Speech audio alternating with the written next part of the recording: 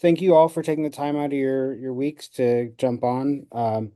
I'm happy to be able to bring some updates as far as what we discussed at USA Hockey meetings earlier this month.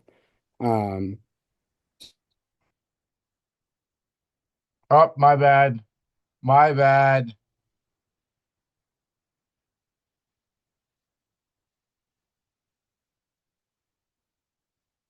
My bad. I unmuted myself. Cool. Okay, so we're gonna go through what I kind of what we went over at the USA Hockey meetings, and then we'll go through our list of upcoming events for the year, just so everyone's on the same page. The list of events goes through about July. Um, so first, USA Hockey meetings. If you stayed in the dorms during the Blind Hockey Classic, and did not pay your fee for the dorms, and I'm going to be sending you an updated invoice, and we need to make sure those get paid to the National Sports Center. We definitely want to make sure that we do that because they're very good to us. We're the only group that's allowed in the dorms, so we want to make sure that we keep that relationship moving forward. Okay. So the next thing is going to be with a caveat. Uh, as of right now, membership fees for USA Hockey are going to be going up this upcoming season. That being said, we do have disabled athletes in the room with membership and all of that, and so they are working on giving us a flat fee for all disabled athletics. That would just be a drop-down menu that we have to hit when we're doing our registration. I don't have an idea of what that cost will be, but they do understand that we are not the group that can afford to keep having these price raises. So they are looking for a way to make it more uh, a better fit for us as far as our community goes. Um, will that go into effect before these price increases go into effect? I don't know. But I can tell you that we do have voices in the room. Um, they even came to our meetings this year, so I do think that they understand that it is a need. And so I'm hoping that before all of the adjustments go into place, they'll have this set up. Um, we are going to be doing the Disabled Athlete of the Year award coming up. So just start thinking about people in your programs in your area that you'd like to put forward. Dan Belding was the last blind player that got Disabled Athlete of the Year. So it's been a while. It'd be great to get one of our blind players out there and up for this one. Um, and that email will go out when the uh, the window opens for nominations. Um, if you are an independent player and you are or you're playing for a team that is not registered for USA Hockey, please send me your USA Hockey numbers. We're going to register all independent players under the Dented Puck as its affiliate in USA Hockey. This is solely to keep track of the amount of players that we have around the country so that USA Hockey knows that there aren't just 20 of us or however many are on the national team. It gets a comprehensive list of who we have, and it'll include where you're at and things like that. Um, the hope is that if they see that there is a large number of players from a certain area that don't have a team, that it'll be a place that we can focus more closely on bringing a team to and helping support the growth there. But for now, we'll just be listing you under the dented puck. It doesn't mean you can't get picked up by your team should it come up or if you need to go to a different event. But this is really just a way to keep us all on the books and in their face. And then the last thing is that the classic is being looked at a couple different places. Hopefully, we'll have some information in the next week or so about where it's going to be. I would guess that we're still going to be looking at that fall, like November timeframe. So keep that in on your calendar for right now. As soon as we get any information as far as where and when, I will make sure that we get that information pushed out to you guys. So that was pretty much it from USA Hockey meetings. Not a whole lot, not the again, hopefully we'll get something good with the membership fees being kind of a set scale for disabled across the board, but I will keep you guys updated with that as the information comes to me. Um, the real thing that I wanted this meeting to be for was our upcoming events calendar. We've got a lot going on, especially it seems in February 22nd. I think we have three different events, like Josh was saying. Um, there is the Mass Disabled Hockey Day. Haley's, you guys were both there last year. I heard it's a great time. Ray is doing a lot to make sure that you guys are taken care of. So if you're in the Northeast and you're able to make it, uh, I definitely think it's a good trip if you guys want to talk a little bit about it and what you guys do. Yeah, I'll pipe in. Dave Hoy, Hartford Brailers. Yeah, this is a fantastic event. We are getting enormous support from Ray and Massachusetts Disabled Hockey for the blind hockey portion. We did a joint event with a Warrior team. This is a disabled day, Massachusetts Disabled Day. I have a little more information regarding it. The event we did with the Warriors was supposed to be attended. It was sponsored by the Boston Bruins, and it was supposed to be attended by the Boston Bruins film crew. The Bruins, their affiliate NESN, for you local people know NESN. NESN has a TV program. It's called Bruins Academy. Bruins Academy will be filming at Disabled Day this year. So we are finally going to get some support from the Bruins organization, through Massachusetts Disabled Section and Disabled Day. So we're sharing, we're going to share the spotlight with the other disableds. But I can speak from last year. We, as Keith was mentioning before, we kicked the meeting off. We were there last year, and blind hockey stole the day. It's a beautiful rink, three sheets of ice. There was a state tournament going on. We had 100 people watching our event. Our 1 hour. By the time they heard the pucks rattling and what's going on over in that rink, we had a 5-on-5. We did a little practice. We did some drills, and then we did a 5-on-5 with blind players and sighted volunteers. We're hoping to get at least that many again this year with some sighted volunteers. We have some friends on the Warriors. They would probably, do some sighted volunteer work for us if needed. Anybody in the Northeast, we're a pretty small group, but anybody that wants to, join us, let Keith or myself know. We'll be doing a van from the Newington Arena to get people there, like we always do when we do our events. Fantastic event. Can't say enough about what Ray LeBlanc and Massachusetts Disabled Hockey is doing to grow the game of blind hockey. What day is it? It's Sunday, February 23rd.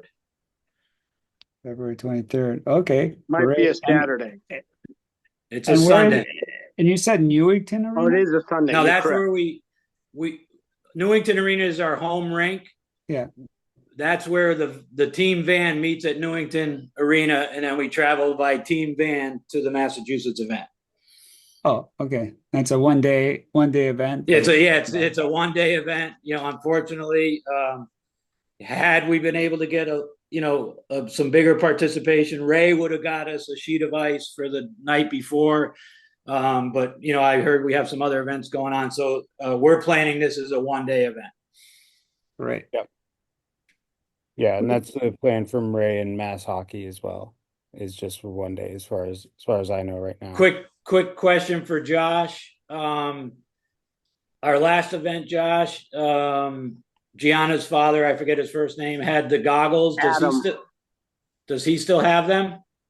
No, I have them. I can get them to you guys. Okay, please do. Yeah, not a problem. Cool. The other event that we've got going on is Rockford. So Rockford, Illinois, the Ice Hogs host the Chicago blind team. Anyone that wants to make it that's in the area, I know Minnesota's bringing down a good group. St. Louis, if you guys wanted to come up, or if there's anything else going on, if we have players in Indiana or Wisconsin, please come down. If you are interested in attending, you can reach out to myself or Melissa at the Chicago team. We can get you some more information on that, but it's a lot of ice time. It's good ice, and then the Ice Hogs treat us really well there too. So definitely recommend it if you are in our neck of the woods. All right, so that would be February, March. So let's talk about the Canadian Blind tournament. Some of you that have pre-registered or sent in a registration had gotten an email asking for classification paperwork. So since this would be your first time attending, I did get confirmation from Matt. They do either need a state certification or you need to fill out this paperwork for their ophthalmologist to take a look at. They're very strict if you are, they will allow B4s, but anything that is outside of B4, they will not allow to play. That being said, everyone that is going for the first time has to do this paperwork in order to be allowed to play in Canada. So hopefully some of us have that visual field paperwork are handy that we can send over to them. If you need more information, you can reach out to me and I can talk to Matt or we can talk to him together. But that is the word that I'm getting from them right now. Hey, Drew, this is Nick. Yeah. Question for you, and I know we're going to be talking to Luca on Monday.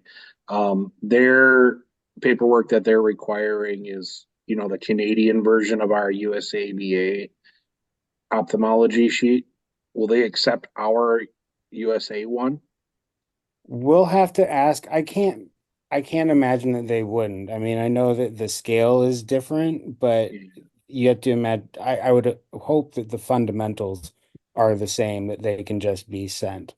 Yeah, I'm just, because they use metric 6 scale instead of our 20 scale Snellen chart. So I just didn't know if that was going to be, if they would accept it, and then it would just make it easier for our US players who are going to do international play even at the national level instead of just their tournament level. I just know it's going to be a little bit of an issue because you can't exactly, getting signatures from doctors is not the easiest thing in the world. So Yeah. in a timely manner. Yeah, absolutely. Yeah, unfortunately, I was not aware that this was going to be a requirement. But like Nick said, we're going to be meeting with Canadian Blind on Monday, so hopefully we can get a little more clarity, and I'll make sure to get the list of all of you that have registered to send information to from that point on. But that is the information that I have from them right now. In March, we also have the Battle of the Sound. Drew, Yep. is this only for first-year players up there in Canada? Well, Max wouldn't need it because he was on the national team, and so the paperwork for his classification was handled through that. Okay. So I guess But that if- is the caveat. If this is your first time playing in their national tournament, but you are a US national team player, they will not require the paperwork because they know you've already been classified B3 to B1. So Drew, just for my personal experience, when I first played in that tournament, now this was 2023, so this is like news to me that they did ask for the class, not classification, but your proof basically of your level, right? And I had a letter from the Connecticut, on my Connecticut certification that was given from BESD at the time, right? Which was showing that it's a letter of I'm legally blind at that Yeah. point. It wasn't the whole big list, the the bigger form that it's more for the international play. Well, to so the get there. But the absolutely. long story short, I brought all that paperwork. I gave it to him. Out there because it did again say it late in the game, and they never asked it for it. It's still just an honor thing, I guess, at that time. Yeah, I mean, they have said if you have a state letter that states that you are legally blind from Maine or Minnesota or Illinois, then they will accept that as you are, here's your proof. But if you do not have that, they're asking for the full chart. Yeah. Okay. So yeah, and they may not. I mean, at the end of the day, they may say, "Hey, we just want to make sure that you guys come up and play." But that's something that Nick and I will talk to them about and discuss and see what's really going on and get back to everyone that's registered for it. I have a question. I was just gonna ask if the Canadian tournament registration is still open or like when it would close. It's open till February 16th, I believe. Yeah, Okay. and the slots are based on when you register. So if they're full up, then you may be put on a wait list if you're late to registration. Okay. And then with that wait list, do you usually get on a team or with the tournament? That I don't know. Okay. Yeah. I'll make sure to get Matt Morrow's email out to everyone in case or find out what the best email is to get questions to them, but I'm not sure how their wait list goes, if it's just you're not on the team or what they end up doing with that. Hi, Drew, it's Maxine. Hey, Will Derek be all set where he's on the national team? yeah, since he's are you guys planning to go to Toronto? Yes. Okay. Well, we've registered. Jumps in Okay. the background somewhere.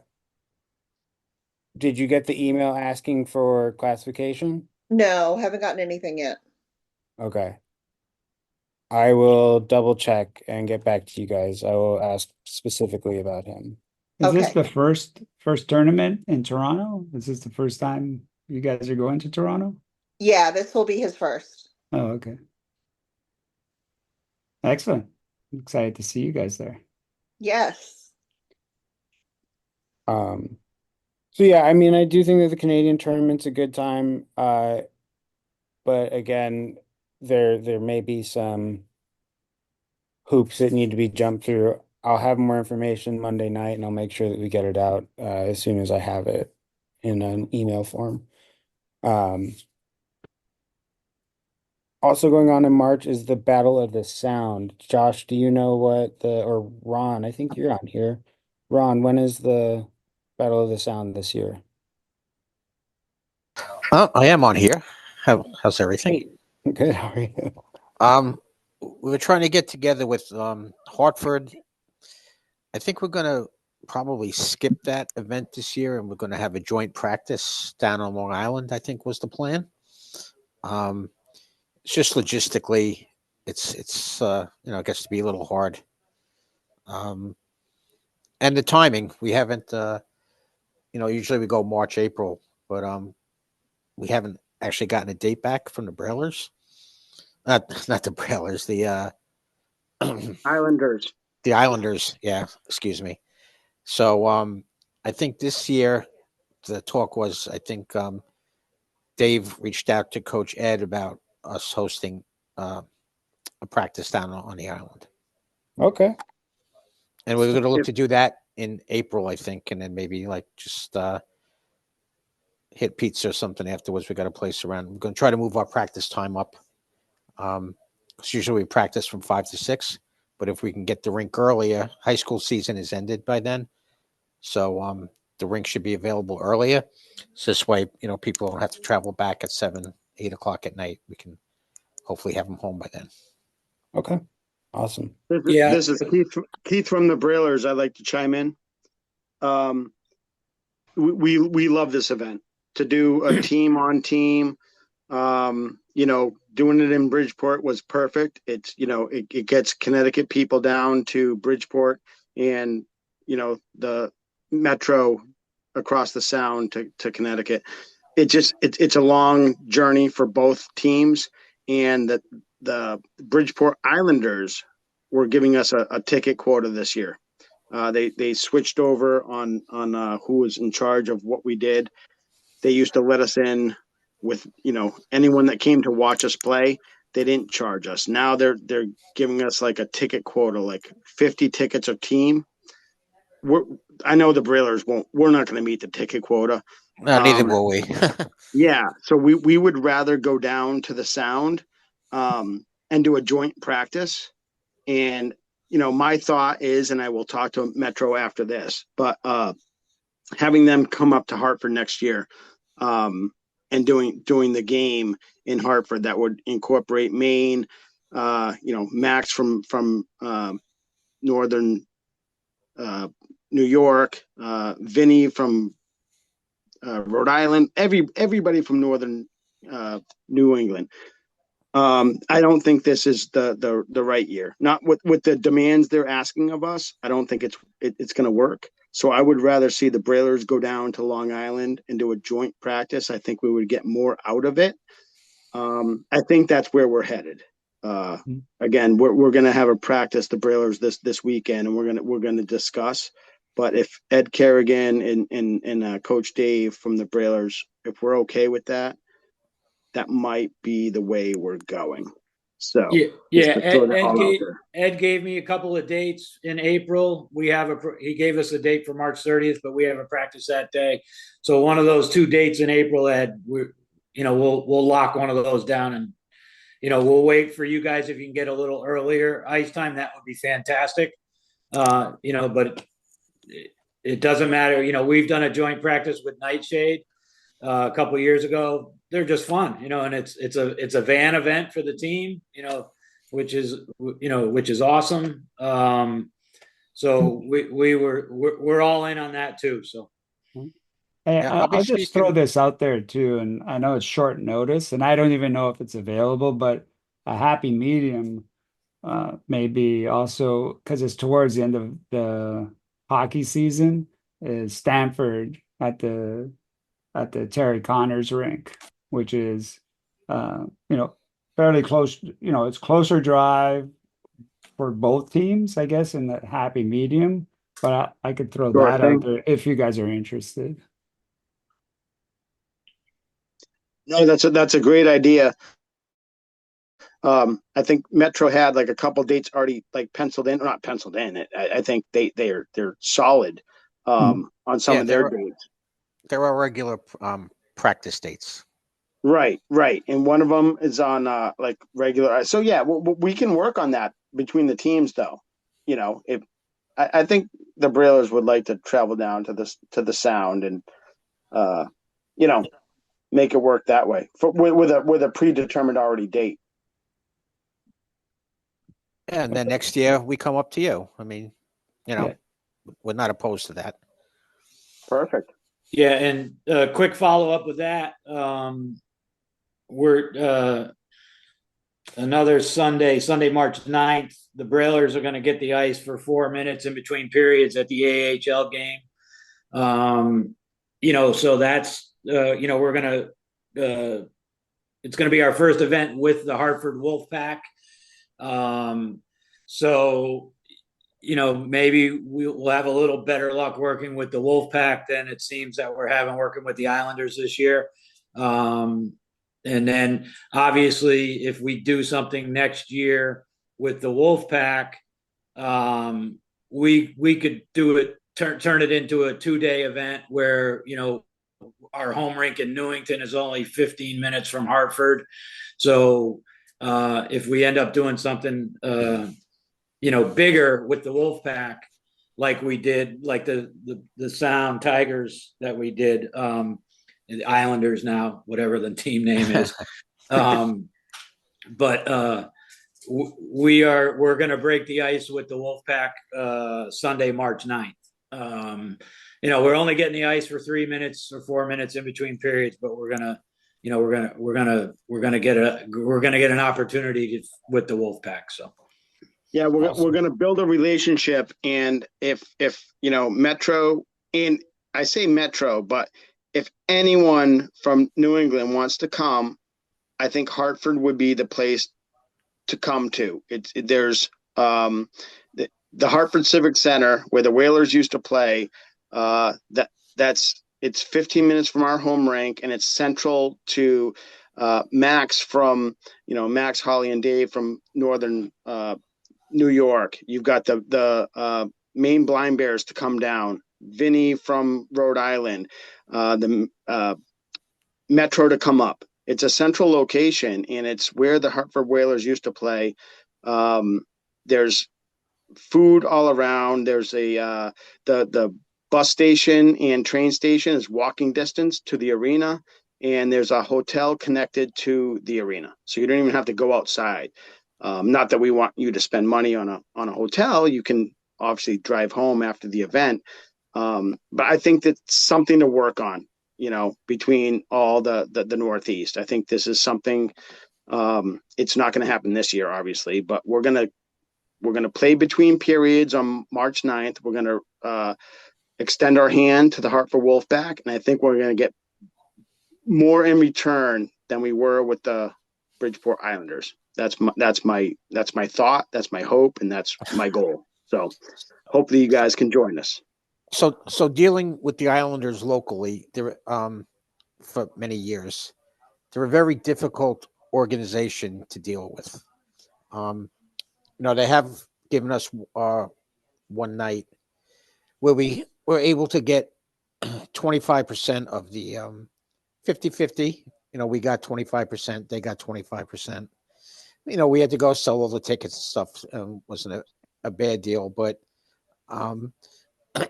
anything else, I tried, skating between the periods, all that other stuff. It's the same deal. You got to buy 100 tickets. You got to, it's like, dude, we're a blind hockey club, with 10 players. Nobody's buying 100 tickets to skate between the periods. And I know, Josh had, I got an email from the Dented Puck about, the All-Star game is going to be at UBS next year. And he was trying to put something together, I think. And good luck working with them, because they're a very difficult organization to work with.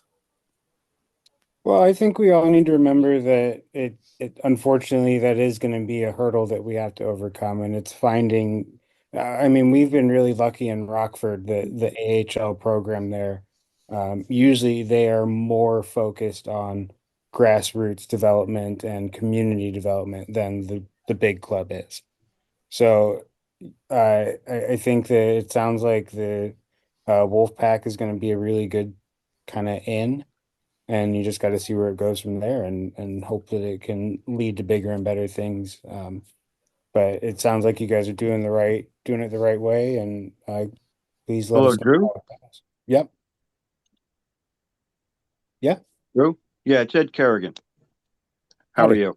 Good. How are you? Yeah, working with the Islanders is almost like a nightmare. I've been trying to I've made some connections there with Jocelyn Cummings in the office, a few of the players.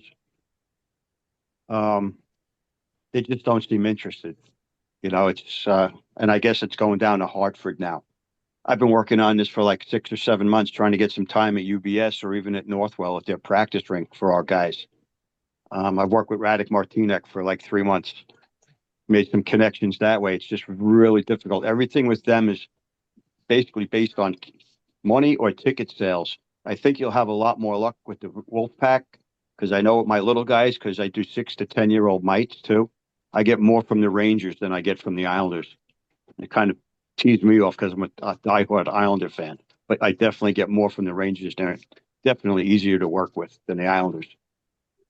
Yeah, I mean, I think that we all also understand that there are just NHL teams that aren't going to see the value or be interested in working with these programs. I think it's probably harder in the New York area too, because there are 3 NHL clubs stacked on top of each other. So each one doesn't talk to each other and then just assume that the other one is helping in that area. I honestly don't have the answers, but I do know that at USA Hockey, they are trying to get us more into the room with the NHL and make sure that they know the value of our programs and our community, and what we can bring to them on top of what they can do for us. So it's an elephant sandwich, and we're just gonna have to keep taking little bites and keep going. But it sounds like the Wolfpack is a good in, and I hope you guys do really well and it grows and takes it to where you want it to be, because that's an awesome sounding event, and I'm sure that we can get the people there if it becomes something bigger than that. I mean, you had me at Hartford Civic Center. Yeah. Well, it's called the I mean, Excel Center you know, now. I'm old enough to you have me at Hartford for the Brailers at the Hartford Civic Center. I'm there. Dave, what date is So- that again? But he was saying the Brailers at the Hartford Civic Center. Oh no, which is the 9th. Yeah, March that's 9th, Rob. yeah, March 9th. Okay. Yeah, that's Sunday, March 9th. This year we're just doing 4 minutes in between the first or second period. So obviously anybody that wants to join us to come on down, come on up, wherever it is, come on over. So like I say, this we're going to break the ice with the Wolfpack for this, but hope it leads to bigger and better things for next year. But if you want to come for the 9th, please do. Yeah, Dave, Keith, are you guys getting a table? Well, I have a meeting with the guy. The person on our team that made the connection didn't have much information, so I jumped in this week, and we have a meeting next week, and that's going to determine can we get a table, can we fundraise, and this guy, I can already tell by his voicemail he left me, he's jazzed up for this. You know when they realize when they think it's cool. All right, yeah. I'm willing to do the table. So if you guys want and they offer, or you want to throw that in there, because that's an easy one, right? Yeah, they'll just throw me somewhere on the concourse. Oh yeah, no, absolutely, and that's the meeting I have coming up with him. But the date for our game is March 9th. But I have a meeting with him next week, and that's going to determine what we're going to do, and I think he's going to give us all access. Like whatever he said. Is 4 minutes enough? Do you want 5 minutes? So we have to talk to him to feel that out. But he says, do you want a live narrator when you guys are out there? I'm like, yes, yes, and yes. And that's exactly how I responded. I'm like, yes, we want somebody to know, like, yes, these are blind hockey players out there. These aren't like the mites, because you go to any type of hockey game in between periods, you're here, you're seeing the little kids going around this and that. Well, we're not little kids going around. They're going to hear our puck. They're going to hear this. It would be nice to have somebody over the loudspeaker telling them what they're watching. So we have that meeting set up for next week. And again, I think this is going to be our foot in the door to do something more amazing next year. That's that's our plan. Absolutely. Awesome. Yeah. Good luck to you guys, and hopefully we'll be planning something bigger next year. So that brings us into April. Something that's not really, it's our community, but not really. We do have the US versus Canada playing in Montreal. That's going to be live streamed through Canadian Blind Hockey. I'm sure the US team will be posting more as we get closer to puck drop.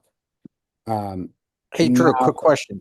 Who's on the US team this year? I haven't seen any kind of I announcements don't or believe the anything. roster has been released yet, so we should find out around the same time that they announced the Canadian team. So I'm guessing All right, after. because usually you did it like a couple of weeks after training camp. That happened in August. I was just, I know certain people.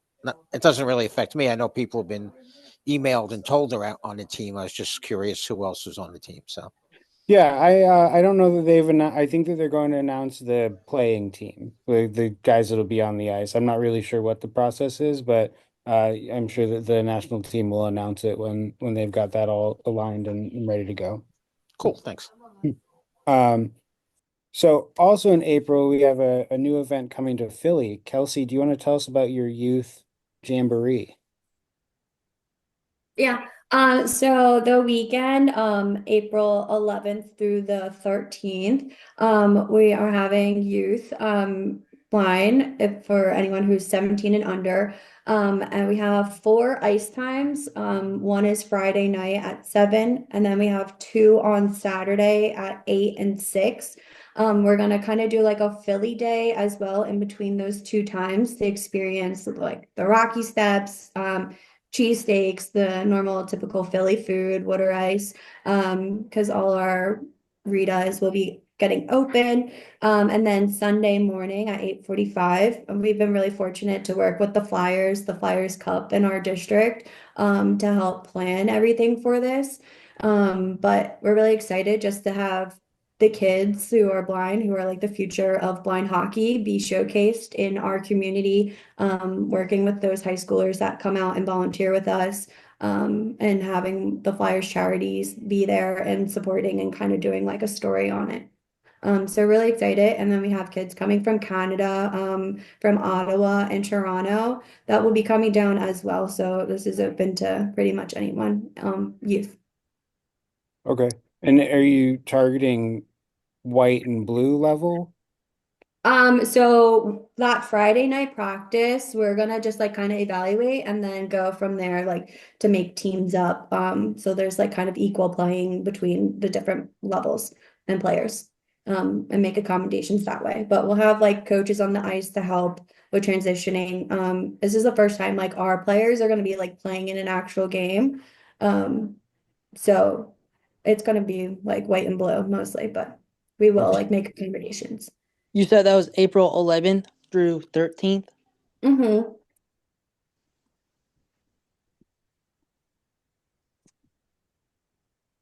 There's our district is covering registration fees, so all you'll really need to pay is for like a hotel and your travel to get to Philly. Very cool. Kelsey, recap. Did you say Canada? Did you do the long? Canada. I thought I heard a long A in there, almost like a you were Canadian. Oh no, you guys missed the Wooter ice. I ignored that one.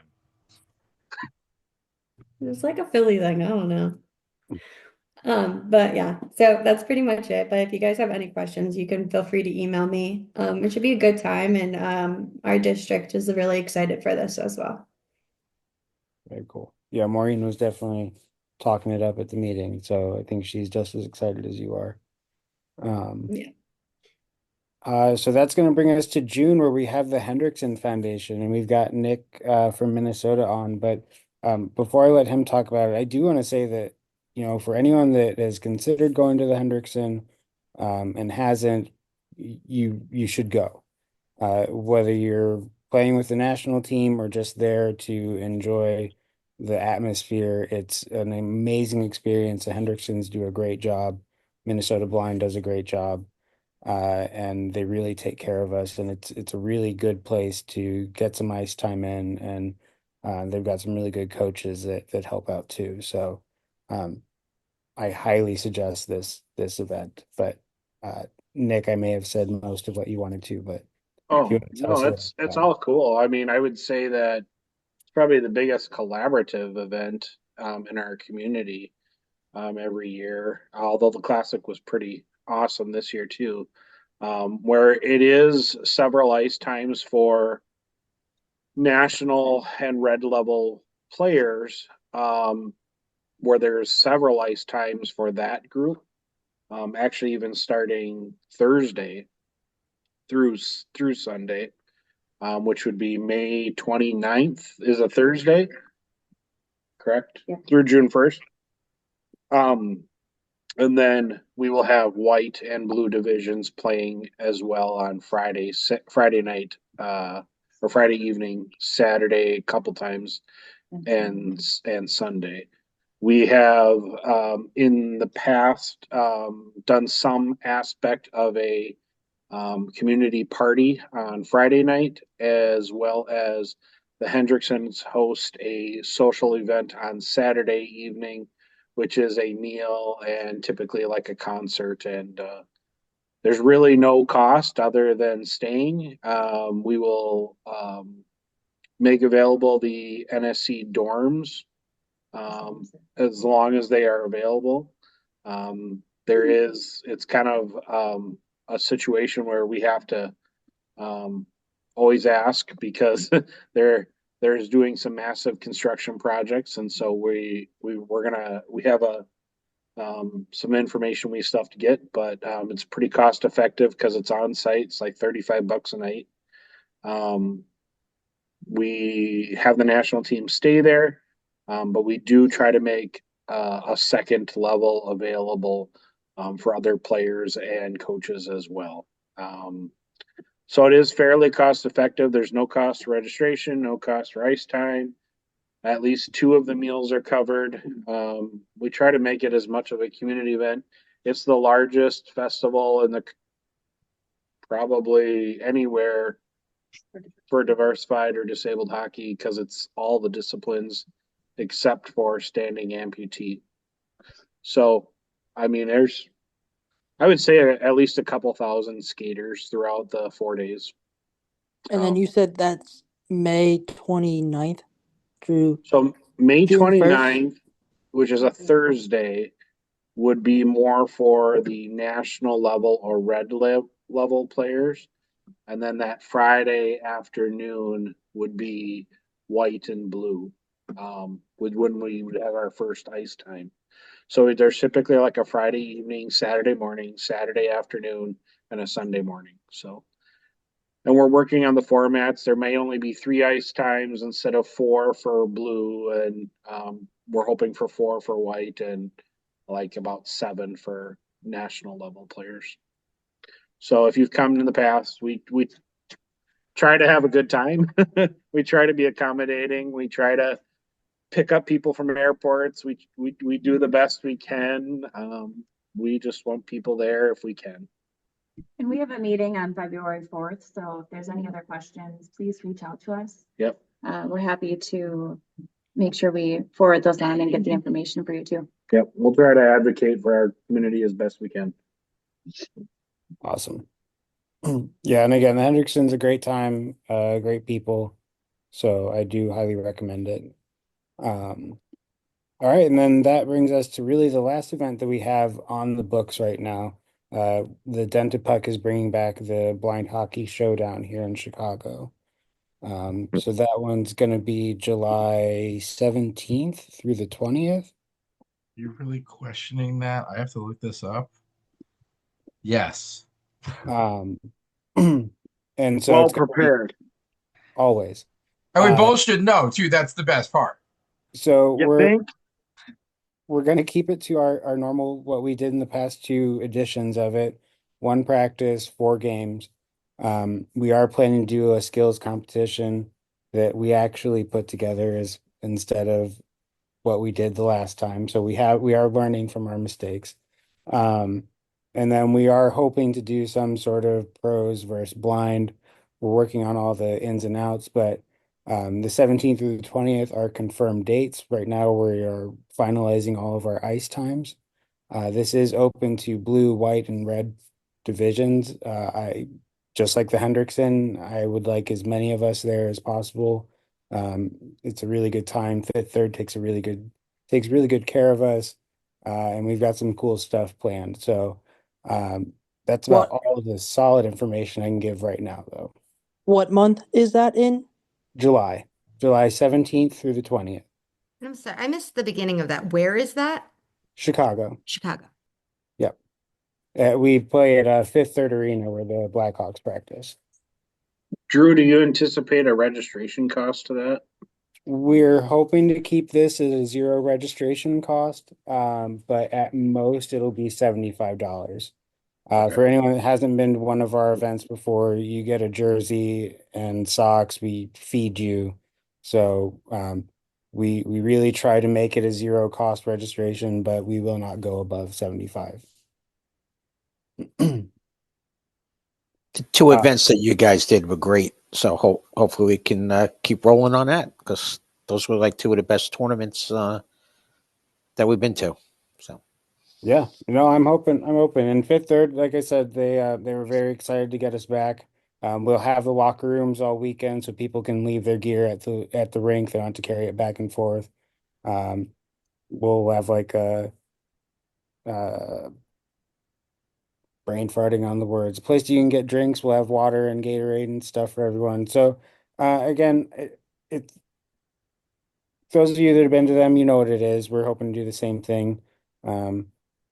So we'll see, and we'll release the schedule as soon as we have it. That'll probably be the first thing that we announce, and then we'll go from there. But they're excited to have us. I'm excited to get you all back in Chicago. So I hope as many of you that can make it will make it.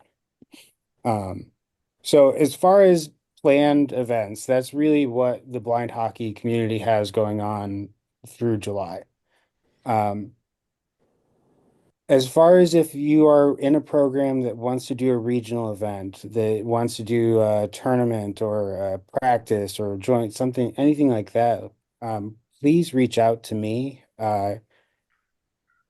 USA Hockey is finally at the point, I don't want to say finally, USA Hockey has gotten to the point that we have a guy that is now leading the disabled section that understands that there is a drastic need for fundraising and funding for our disabled sports. And that's across the board: sled, special, blind, deaf, hard of hearing, warrior. They just understand that there is a void that USA Hockey can help fill the gap. So if you want to host an event, please reach out. At this point in time, I can't promise that we'd be able to cover ice, but if we have a good idea and we know that people will attend, then we can send it into USA Hockey and see what they can do to help. They may have connections, they may have an in on ice or something like that, but they are definitely showing that they are trying to do their best to do well by us. So we know that the classic is going to be in the fall, so probably October, November.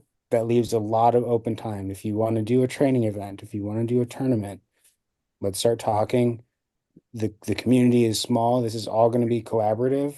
Nick has always offered himself as far as if you need assistance in knowing what goes into planning these events. Josh and myself as well are also open and willing to share if you need to know what we've done in the past. And we made a lot of mistakes, so hopefully that will help with you guys not making them in the same way. But that is all that I have for you guys. I don't want to take more time. Oh, that's me. We also, for those people that we did have an event in Maine, week before Halloween last year. She invited us back. I don't know what the schedule is. It is not that difficult to get to, but it's still Maine. Because you can easily fly into Boston and get into Boston and go from there. It was an awesome event for those who went. We partnered with 2 colleges, and the college club teams threw the goggles on and played with us and really understood the level of the players that they were playing against, because we had a couple different levels of players on the ice at the same time.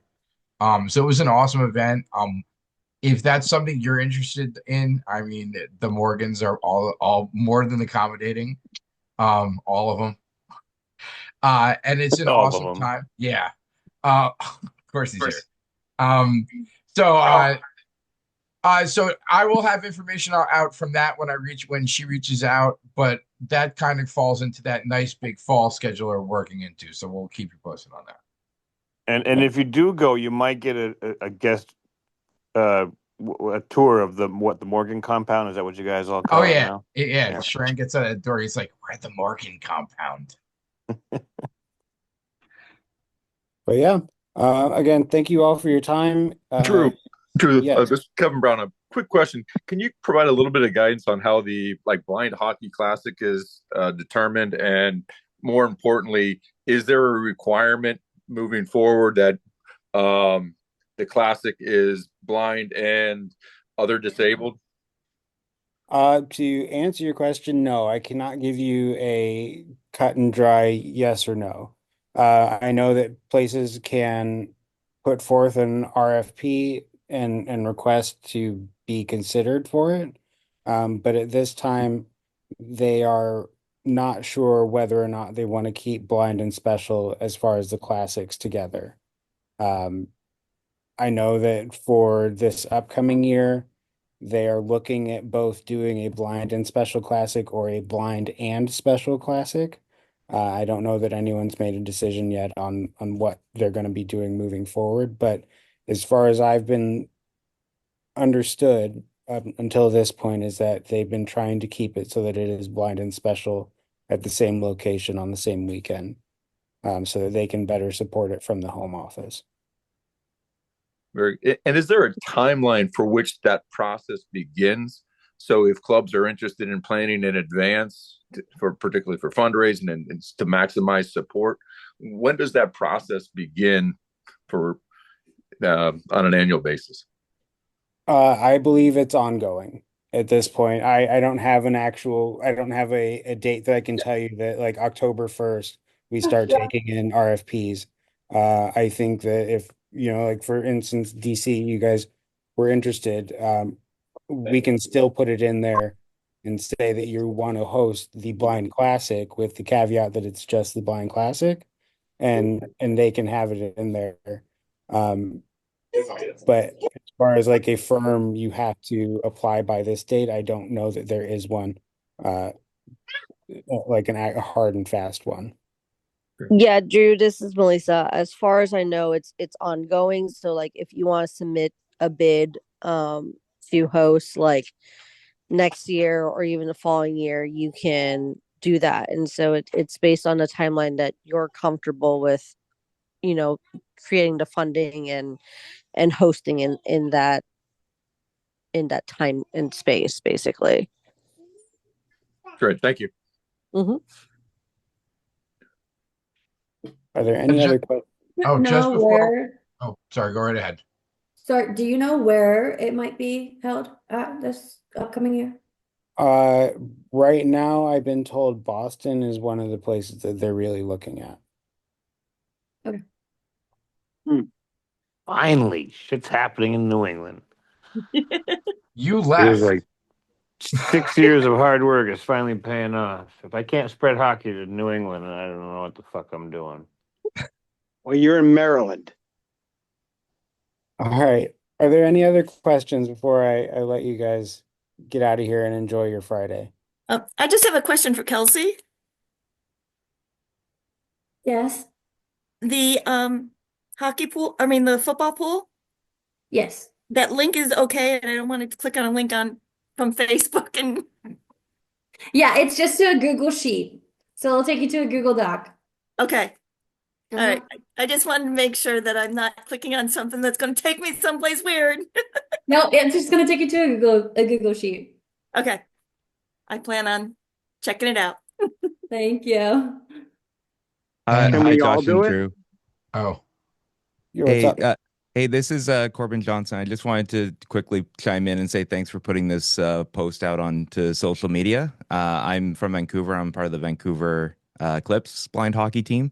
I'm also part of the Canadian National Institute for the Blind that raises money for Canadian blind hockey as well. So I wanted to chime in and just see how things go in the States and everything, all the great work that you're doing. And so it's inspiring to see all the work that you're doing. And so keep up the great work. And so thanks for letting me be a fly on the wall here. So thanks. awesome, man. Thank you. Thanks. And come to Chicago. Come to Henderson.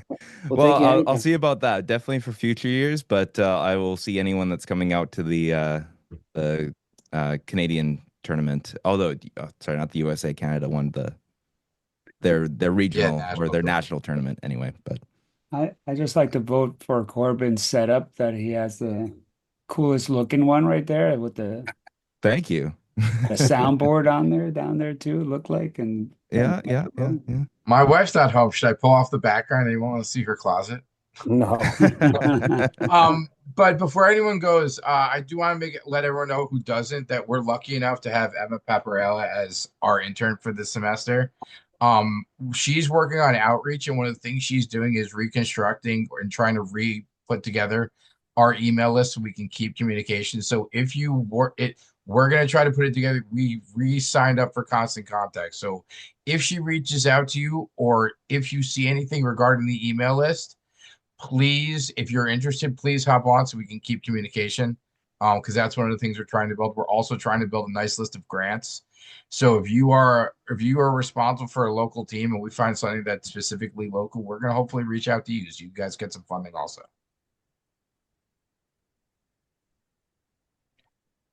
I just Max, wanted to introduce myself really fast. For those of you who don't know me, I am Emma, the one that Josh is talking about, and the one that's been emailing everybody this week. So thank you guys so much for taking time out of your Friday. If you guys need anything at all, you can email me at emma@thedentedpuck.com. I'll drop it again in the chat. But also, if you're on social medias, I do run all of them, so you guys can go ahead and message me on there, and I'll get back to you like that as well. It's good to have people that understand social media on staff, not just me and old man Josh over there. What's TikTok? Welcome, Emma. Glad to have you on board. Thank Congrats, you. Emma. Thank you. We love you. Oh, I feel the love. You guys are so sweet. Holly, I had to say hello to you. And this is what meetings end up devolving into. So this is about the point we're at. It's All right, usually when guys. Dirk takes over. Business has been concluded. Josh will leave this up as long as he wants to stay in here, but I'm gonna head All right, out. Drew. Drew, Thank we'll you guys see again. Love you, and I Drew. look forward to seeing you guys soon. Bye, guys. Thanks.